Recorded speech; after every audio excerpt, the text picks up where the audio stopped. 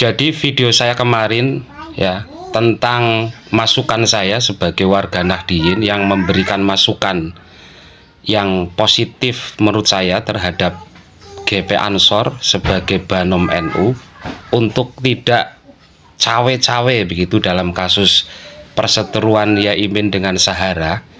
Ini mendapat respon dari publik yang luar biasa. Bahkan banyak juga ya warga Nahdliyin yang kemudian memberikan apresiasi atas masukan saya. Ini kan kita memberikan masukan yang konstruktif, bukan untuk menjatuhkan GP Ansor. Tidak, kita sebagai teman, sebagai saudara satu ideologi di Jam'iyah Nahdlatul Ulama ini kan ketika ada teman yang salah, kita kan berhak untuk mengingatkan gitu. Itu kan kaidahnya seperti itu. Kalau teman yang baik itu kan mau memberikan saran dan masukan seperti itu agar teman kita itu kembali ke koridor yang benar. Ternyata banyak video juga tentang orang-orang Madura yang banyak menyebar di Indonesia itu merespon juga terhadap pernyataan dari Ketua Madas Malang Raya yang seakan-akan cuci tangan dan tidak tidak mau terlibat dalam urusan perseteruan itu. Bahkan ketika anggotanya sendiri itu ya, si Bapak Sofyan itu dari Ketua Madas mengatakan itu adalah urusan pribadi. Tapi dari Viti orang Madura, mereka juga khawatir loh. Banyak orang Madura itu khawatir terhadap dampak dari kasus Yaimin dan Sahara ini yang kemudian membuat stigma orang Madura itu menjadi tidak baik.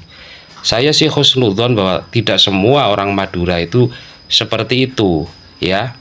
Saya yakin sekali lah seperti itu. Tidak semuanya, kita tidak boleh memukul rata.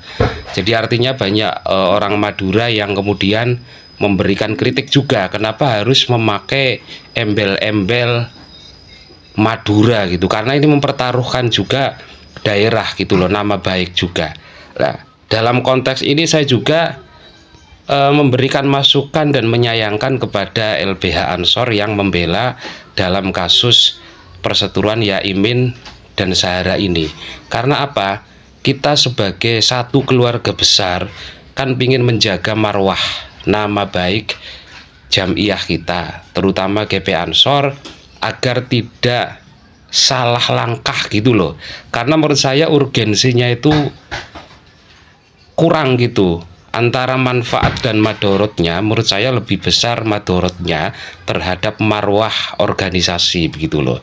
Jadi walaupun secara kode etik sebuah lembaga bantuan hukum atau advokat itu ya sah-sah saja membela klien siapapun selama masih ada belum ada keputusan di pengadilan.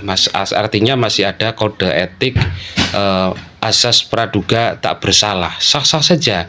Tapi menurut saya itu jadi tidak sinkron antara ADART dan misi serta sejarah GP Ansor sendiri sebagai Banom NU itu yang seharusnya itu mengawal para ulama ya. Saya kira banyak kasus lain lah yang harus ditangani. Jadi nggak usah cari panggung gitu loh untuk ikut cawe-cawe dalam kasus ini.